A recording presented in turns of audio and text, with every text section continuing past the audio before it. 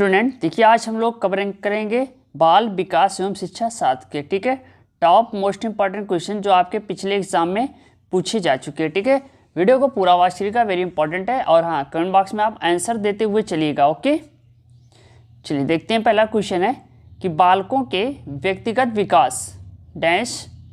देखिए यहाँ पे 4 ऑप्शन है। ठीक है, तो सही ऑप्शन होगा ऑप्शन सी, यानी बालकों के व्यक्तिगत विकास के लिए कुछ हद तक पूर्वानुमान लगाया जा सकता है, परंतु सभी बच्चों के विकास की दर जो है वो अलग अलग होती है। ठीक है, कुछ बच्चों में क्या है कि विकास तीव्रता से, जबकि कुछ में क्या है कि मंद गति से होता है। ठीक है, प्रत्येक बालक अपनी योग्यता, क्षमता, बुद्धि एवं स्तर के अनुरूप विकास करता है। ठीक है, तो ऑप्शन 3 सही होगा। चलिए अगला प्रश्न यहाँ पे है, निम्नलिखित में से कौन सा कथन सही है। Question number 2। देखिए यहाँ पे राइट ऑप्शन होगा ऑप्शन सी, यानी विकास एक सतत प्रक्रिया है जो जीवन पर्यंत निरंतर क्या है, चलती रहती है। विकास की इस प्रक्रिया में बालक का शारीरिक, मानसिक, क्रियात्मक, संज्ञानात्मक, भाषागत, संवेगात्मक एवं सामाजिक विकास होता है। ठीक है, तो ऑप्शन सी सही होगा। चलिए अगला प्रश्न है, बच्चे अपने समाज के बारे में ज्ञान रहने के कौशल मूल रीतियां किससे सीखते हैं। आस पड़ोस, धर्म, स्कूल, समकक्षीय समूह। देखिए यहाँ पे राइट ऑप्शन होगा ऑप्शन 4, यानी ए, बी, सी और डी। ठीक है, तो ये चारों क्या है, वेरी इंपॉर्टेंट है। किसके मूल रीतियां सीखने के लिए बच्चों के बारे में बात हो रही है। ओके, चलिए अगला प्रश्न है, जीन पियाजे के सिद्धांतों के अनुसार अनुकूलन किन 2 मूल प्रक्रियाओं को समाहित करता है। ठीक, यहां राइट ऑप्शन होगा ऑप्शन डी। ठीक है, समावेशन एवं संगठन। अगर हम बात करें तो यहां पे प्रसिद्ध मनोवैज्ञानिक जीन पियाजे के सिद्धांतों के अनुसार अनुकूलन 2 मूल प्रक्रियाओं, समायोजन एवं समावेशन को समाहित करता है। ठीक है, बच्चों में दुनिया के बारे में समझ विकसित करने की क्षमता होती है, उनमें वातावरण के अनुरूप स्वयं को ढालना अनुकूलन कहलाता है। ओके, चलिए अगला क्वेश्चन है, देखिए यहाँ पे जीन पियाजे के संज्ञानात्मक विकास के किस स्तर पर बच्चे लंबाई व भार जैसे गुणात्मक आधारों पर वस्तुओं को व्यवस्थित कर पाते हैं, परंतु अमूर्त संरचनाओं की संक्रियात्मकता में कठिनाई महसूस करते हैं। तो फ्रेंड राइट ऑप्शन होगा ऑप्शन सी, मूर्त संक्रियात्मक। देखिए स्विट्जरलैंड के प्रसिद्ध वैज्ञानिक थे जीन पियाजे। ठीक है, इन्होंने अपने संज्ञानात्मक विकास के सिद्धांत में 4 अवस्थाओं का वर्णन किया। ठीक है, समझ गए 4 अवस्था कौन कौन सी है। इंद्रिया जनित नामक अवस्था जो 2 वर्ष तक रहती है, पूर्व संक्रियात्मक अवस्था जो 2 से 7 वर्ष तक, और तीसरी है मूर्त संक्रियात्मक अवस्था जो 7 से 11 वर्ष तक, और चौथी है अमूर्त संक्रियात्मक अवस्था जो 11 वर्ष से आगे के बारे में बात करती है। ओके, चलिए सो नेक्स्ट क्वेश्चन है यहाँ पे है, लेओ वाइगोत्स्की के सिद्धांतों के अनुसार व्यक्तिगत वाक।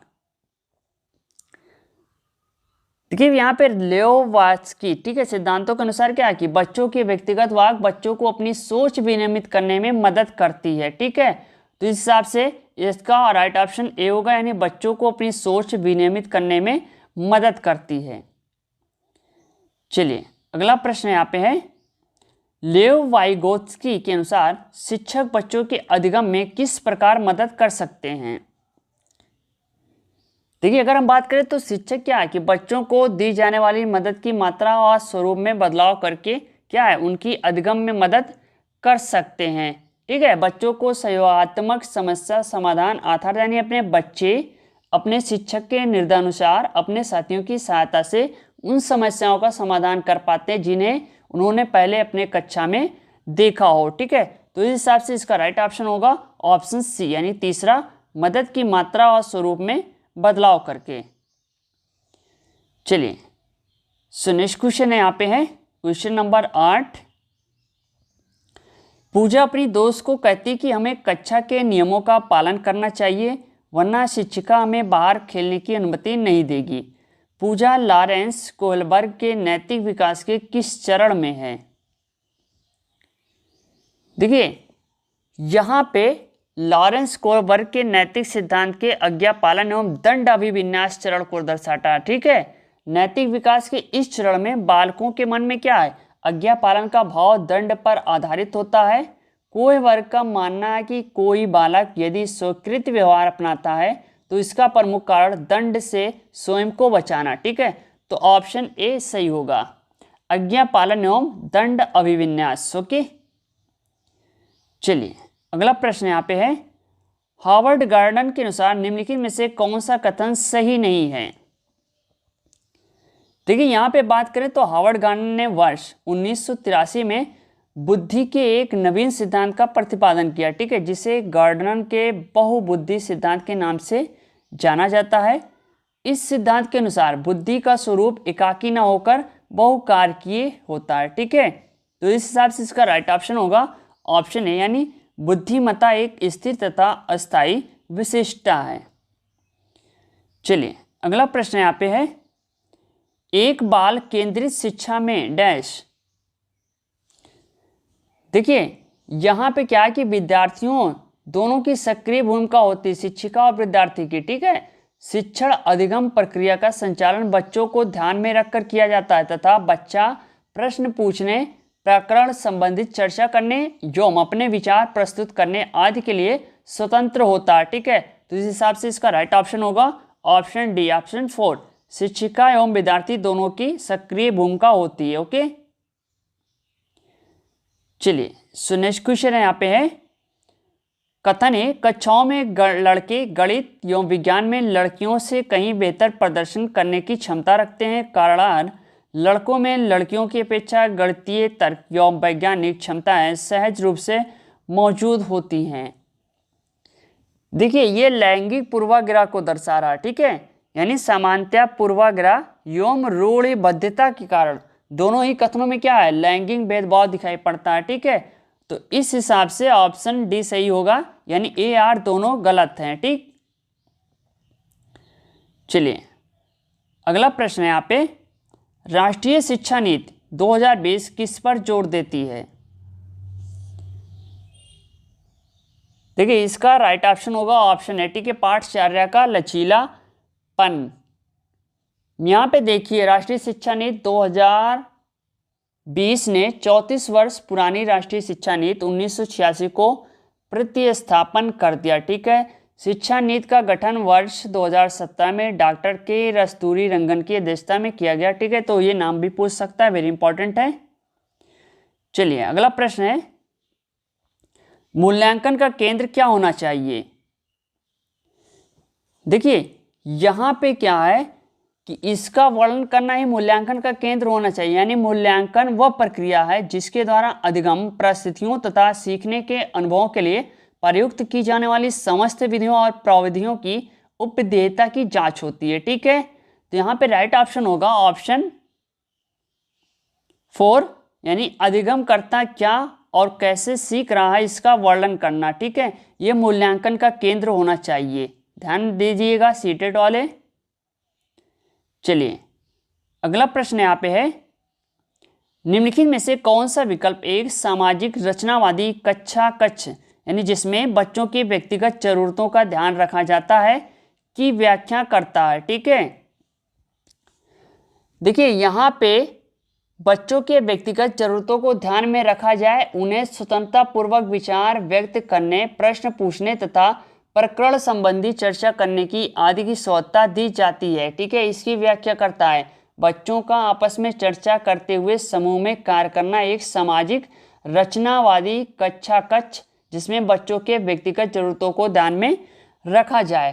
तो इस हिसाब से इसका राइट ऑप्शन होगा ऑप्शन डी, यानी बच्चों को आपस में चर्चा करते हुए समूह में कार्य करना। ठीक है, चलिए अगला प्रश्न यहाँ पे है, निम्नलिखित में से कौन सा प्रश्न कक्षा में समालोचनात्मक सोच को बढ़ावा देने का सही उदाहरण है?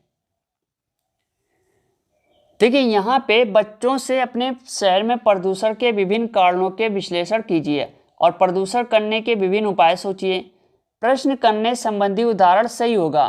समालोचनात्मक सोच यानी क्रिटिकल थिंकिंग, किसी वस्तु या कारक के विषय में विस्तृत जानकारी, उसके कारण गुण, लाभ, समस्या समाधान आदि के विषय में पूर्ण ज्ञान को दर्शाती। ठीक है, तो इस हिसाब से इसका राइट ऑप्शन होगा ऑप्शन डी, यानी अपने शहर में प्रदूषण के विभिन्न कारणों का विश्लेषण कीजिए और प्रदूषण करने के विभिन्न उपाय सोचिए।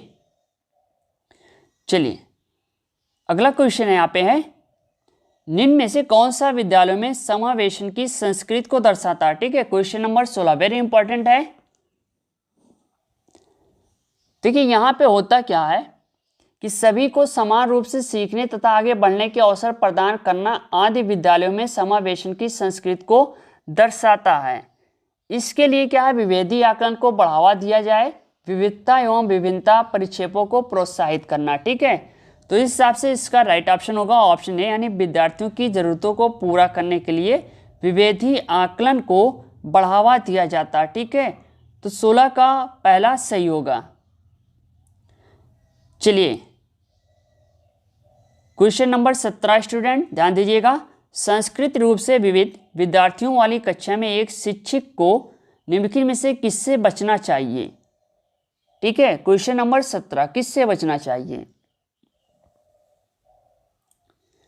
देखिए यहाँ पे संस्कृत रूप से विविध विद्यार्थियों वाली कक्षा में एक शिक्षक को चर्चा में विविध संस्कृतियों के उदाहरणों का प्रयोग करना चाहिए, विद्यार्थियों को अपनी संस्कृति की अनूठी विशेषताओं को साझा करने के लिए प्रोत्साहित करना तथा विद्यार्थियों के बीच सम्मान और स्वीकृति की संस्कृति को बढ़ावा देना आदि कार्य करने चाहिए। ठीक है, तो इस हिसाब से इसका राइट ऑप्शन होगा ऑप्शन बी, यानी प्रभावी संस्कृत के लिए उपयुक्त पाठ्यक्रम और शिक्षण शैली विकसित करना। ठीक है, तो ऑप्शन 2 यानी ऑप्शन बी सही होगा क्वेश्चन नंबर 17 का स्टूडेंट ध्यान दीजिएगा।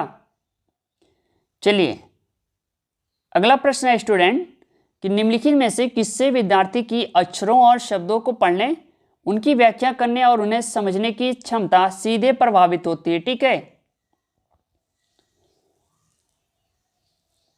देखिए अगर बात करें तो वाचन वैकल्य एक बात आ रहा है, अधिगम अक्षमता विद्यार्थियों को अक्षरों और शब्दों को पढ़ने, उनकी व्याख्या करने और उन्हें समझने की क्षमता को सीधे प्रभावित करती है। इस अधिगम अशक्तता से ग्रसित बच्चे क्या है कि शब्दों का स्पष्ट उच्चारण करने एवं अपने विचारों को धारा प्रवाह रूप से व्यक्त करने में क्या है, कठिनाई अनुभव करते हैं। ठीक है, तो यहाँ पे राइट ऑप्शन होगा ऑप्शन सी, वाचन वैकल्य। वेरी इंपॉर्टेंट क्वेश्चन है, ध्यान दीजिएगा। चलिए अगला क्वेश्चन है, गतिक दिव्यांगता वाले विद्यार्थियों का सफल समावेशन सुनिश्चित करने के लिए निम्न में से किससे बचना चाहिए। क्वेश्चन नंबर 19, देखिए ये सुनिश्चित कर लेना चाहिए कि ऊपरी मंजिल पर कक्षाओं, पुस्तकालयों एवं प्रयोगशालाओं का आवंटन न हो, क्योंकि इससे ऐसे विद्यार्थियों को समावेशन में समस्या होगी गतिक दिव्यांगता के कारण। ठीक है, तो यहाँ पे राइट ऑप्शन होगा ऑप्शन ए, यानी ऊपरी मंजिल पर कक्षाओं, पुस्तकालयों, प्रयोगशालाओं का आवंटन करना। वेरी इंपॉर्टेंट है।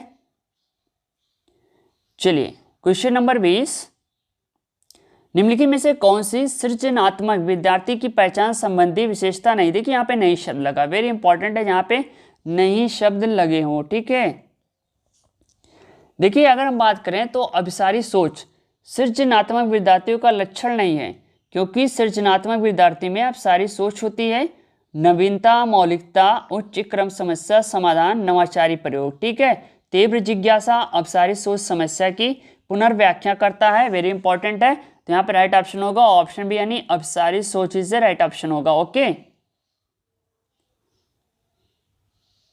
चलिए स्टूडेंट क्वेश्चन नंबर 21 करते हैं कि किसी विशेष विषय वस्तु को लंबे समय तक स्मरण रखने में सुसाध्य करने हेतु एक शिक्षक को निम्नलिखित में से किस रणनीति से बचना चाहिए।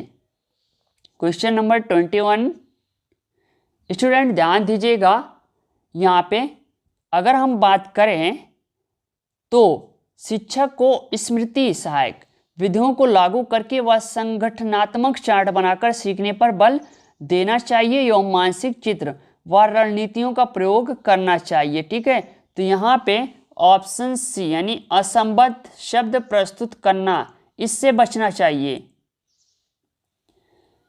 चलिए अगला क्वेश्चन है, जब सीखी जाने वाली सामग्री डैश हो तो विद्यार्थी बेहतर सीखते हैं।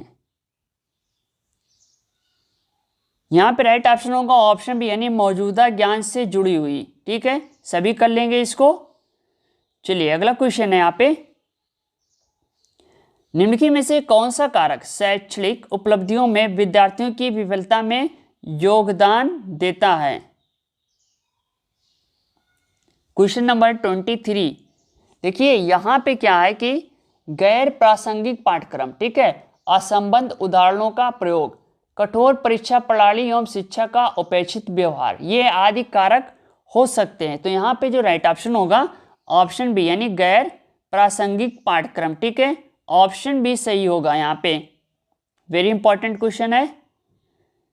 चलिए स्टूडेंट बताइए क्वेश्चन नंबर 24। ठीक है, 24 राष्ट्रीय पाठ्यक्रम रूपरेखा 2005 के अनुसार, तो यहाँ पे ऑप्शन डी सही होगा, बच्चे ज्ञान के निर्माण में सक्रिय भूमिका निभाते हैं। ठीक है, चलिए अगला प्रश्न है, एक संप्रदाय को पढ़ाने के लिए एक शिक्षक को निम्नलिखित में से किसके प्रयोग से बचना चाहिए? देखिए यहाँ पे क्या है कि असतत उदाहरणों के प्रयोग से सदैव बचना चाहिए, किंतु उसे उस संप्रदाय से संबंधित उदाहरण व गैर उदाहरण तथा उनकी संस्कृत में प्रचलित आदि रूप आदि का प्रयोग करना चाहिए। तो यहाँ पे ऑप्शन 2 सही होगा। ठीक है, उस संप्रदाय के लिए असतत उदाहरण। चलिए अगला प्रश्न है, स्वयं के ज्ञाता होने का ज्ञान या जागरूकता क्या दर्शाती है? Question number 26। देखिए यहाँ पे सामान्य स्वयं के व्यक्तिगत संबंधित व्यवहार, ठीक, गुण दोष विशेषताओं क्षमताओं एवं ज्ञान आदि की जागरूकता को अधिसंज्ञान की संज्ञा दी जाती है। तो यहाँ पे ऑप्शन ए सही होगा। चलिए अगला प्रश्न है, कठिनाई की पहचान, लक्ष्य निर्धारण, संभावित समाधान और परिणामों की खोज, तदनुसार कार्य करना और परिणामों का मूल्यांकन करना निम्न में से किस प्रक्रिया में शामिल महत्वपूर्ण चरण है? Question number 27।